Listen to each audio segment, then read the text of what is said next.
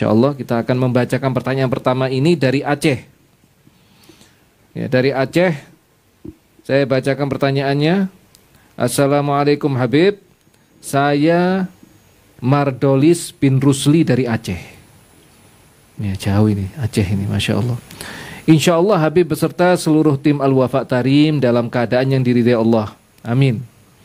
Yang ingin saya tanyakan Habib tentang mengamalkan apa yang sudah didengar di dakwahnya Habib seperti sunnah Nabi.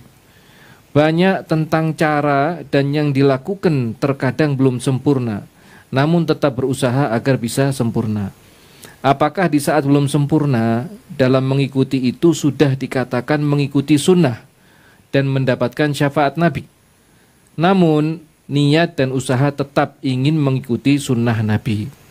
Mohon petunjuk dan doanya Habib. Insya Allah saya dan keluarga terus dalam keridhaan Allah Subhanahu wa Ta'ala dan bisa jadi santrinya para Habib dan mendapatkan syafaat. Wassalamualaikum warahmatullahi wabarakatuh.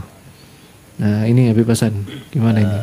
Kita kasih kesempatan kepada Habib Ali Zainal Abidin untuk membuka pertanyaan yang pertama ini, ya, tasyarufan minhu, dan kita terima kasih. Ini yang kedua Habib Ali dari acara tanya jawab ini, tapi yang pertama kita menggunakan Zoom. Habib Ali di Malaysia dan kita di studio TV Al-Wafa Tarim di Pondok Pesantren Iman Karong bersama kita dengan kru TV. Dan seperti yang dikatakan Habib Hani, Masya Allah beliau ini juga alumni Darul Mustafa yang cukup luas dalam berdakwah. Akan dihadiri pula bintang-bintang Darul Mustafa ini. Habib Najindan akan hadir bersama kita insyaallah. Habib Jamal, mudah-mudahan jadi acara yang sangat berkah, menambah keberkahan acara tanya jawab.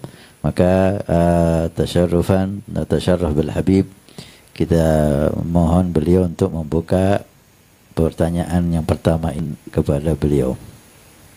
Pertama, kita perlu untuk memahami bahwa menghidupkan sunnah Nabi itu bahagian daripada asbab untuk mendapatkan syafaat Nabi SAW. Apalagi kalau sunnah-sunnah Nabi itu sudah banyak ditinggalkan oleh banyak orang, tidak diberi perhatian oleh banyak orang. Oleh sebab itu dalam hadis Nabi Muhammad SAW disebutkan, barang siapa menghidupkan sunnah-sunnah aku maka dia cinta pada aku, dan barang siapa cinta kepada aku maka dia akan bersama dengan aku nanti di surga. Demikian kata Nabi SAW. Mengetahui hal ini, bahwa sunnah Nabi itu tanda cinta kepada Nabi, kalau cinta Nabi akan bersama dengan Nabi, memberikan suntikan semangat kepada kita untuk istiqamah di dalam menjalankan sunnah Nabi SAW. Akan tetapi sebagai lumrahnya manusia, kadang-kadang ada yang kurang dalam kita melakukan sunnah Nabi SAW. Mungkin karena sebab kesibukan, atau sebab mungkin lalai, atau sebab-sebab yang lainnya, baik sebab yang bisa diterima atau karena gangguan-gangguan hawa nafsu syaitan yang mengganggu kita sehingga kita mungkin cuai atau lalai daripada menjaga sunnah Nabi tersebut. Perlu kita memahami bahwa di dalam kita ini beribadah kepada Allah Subhanahu wa Ta'ala dan menjaga sunnah Nabi SAW adalah kita tidak boleh merasa sempurna di dalam kita beribadah, walaupun banyak ibadah yang kita lakukan, walaupun sudah banyak sunnah Nabi yang kita lakukan. Sejauh mana kita beribadah, sejauh mana kita menjaga sunnah, sebanyak mana sunnah yang kita sudah amalkan secara konsisten, tetap kita masih merasa kurang sempurna dalam menjaga sunnah Nabi itu sendiri. Kenapa saya katakan demikian? Untuk mengelak daripada orang itu kalau merasa sempurna dalam ibadah atau merasa sempurna dalam menjaga sunnah, takut nanti jadi takabur, takut nanti jadi bangga dengan ibadah, dan itu yang menjadi sebab hancurnya atau hilangnya pahala seseorang dengan ibadah yang dilakukan karena sombong dengan ibadah itu sendiri. Dan kita semua mengetahui bahwasanya di antara tipu muslihat syaitan itu adalah menghiaskan kepada orang pada amal baiknya. Yani kalau banyak berbuat amal baik lalu ditipu oleh syaitan supaya dia takjub, bangga dengan amal perbuatan baiknya, dengan begitu dia akan hancur dan binasa disebabkan oleh karena kesombongan di dalam beribadah. Nah, itu yang menjadi sebab tergelincirnya iblis karena bangga dengan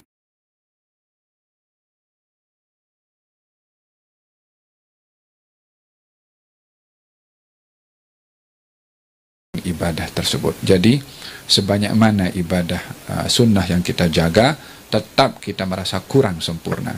Adapun bagi mereka yang dia memang kurang sempurna dalam ibadah atau dalam menjaga sunnah Nabi SAW, langkah pertama yang perlu untuk menjadi wasilah bagaimana meneruskan dan melengkapkan kekurangan sunnah yang kita sepatutnya jaga adalah dengan menanyakan kepada diri sendiri, sejauh mana saya ini betul-betul sayang kepada Nabi dan sejauh mana saya ini menjaga saya. Kan katanya kalau orang itu sayang kepada Nabi mesti ikut Nabi dan ikut kepada sunnahnya.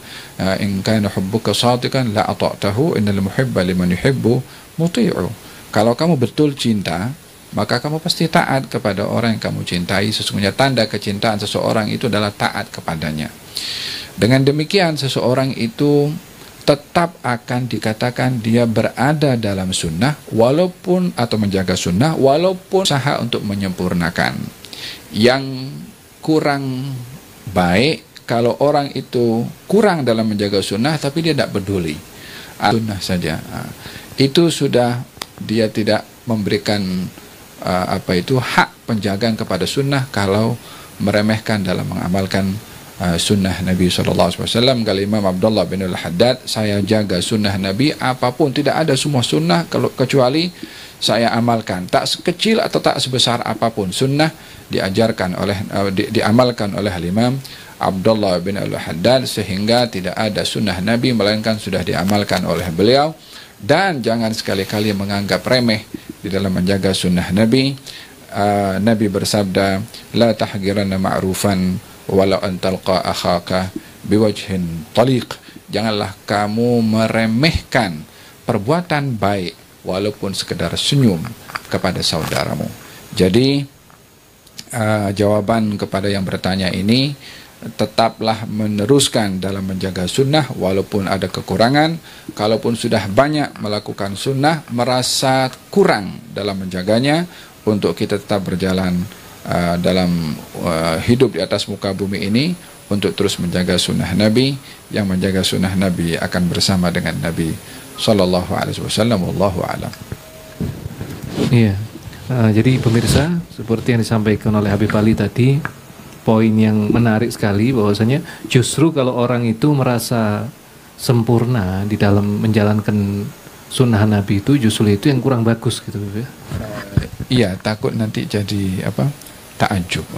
Iya, dikhawatirkan justru dia merasa ujub terhadap dirinya sendiri gitu. Justru yang bagus itu kalau orang melakukan sunnah itu justru dia merasa kurang. Dengan kurang itu seseorang ingin terus bertambah gitu Habib ya. Ingin terus bertambah sehingga dia bisa terus naik. Ya. Kemudian pemirsa, saya ingatkan juga bagi yang ingin bertanya bisa menghubungi nomor melalui WA Habib ya. Melalui WA ke nomor 081 24 24 24 334. Ya. Sekali lagi 081 24 24 24 334.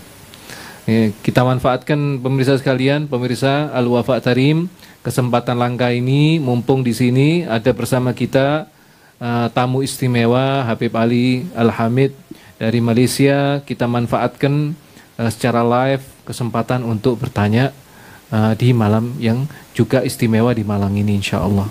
Ya. Kemudian hadirin sekalian, pemirsa, ini ada pertanyaan kedua Habib, saya bacakan ya. Ya. Mungkin Habib Hasan sempurnakan yang soal. Oh, Habib Hasan, tadi. ini Habib Ali minta tambahan. Sebetulnya sudah sempurna ya. Pas mungkin khatar bibali ada pikir mungkin si penanya ini ngikuti acara kita di tanya jawab ini Habib. Sudah 3 bulan ini sebelum tanya jawab kita ada makalah kecil 24 jam bersama Nabi Shallallahu Alaihi Wasallam, sekitar durasi 5 menit. Itu dibahas tentang adab-adab Nabi mulai bangun tidur sampai tidur lagi. Ini sampai ke adab berapa kita ini? Merasa ke adab yang keempat ini atau ke adab yang kelima. Bangun tidur, masuk kamar mandi, di dalam kamar mandi, wudu dan mandi. Mungkin yang ditanyakan karena di situ ada adab banyak banget gitu. Mungkin dia hanya bisa melakukan sebagian dari adab itu. Maka apakah ini sudah dihitung cinta kepada Nabi Sallallahu Alaihi Wasallam? Tapi sudah dijawab sempurna sama Habib. Kita yang kita dituntut untuk berusaha yang kita mampu. Yang kita mampu kita lakukan. Sisanya insya Allah dengan ikhtiar, usaha dan perasaan kurang seperti dikatakan Habib Ali, ini sudah cukup bagus untuk kita di zaman ini.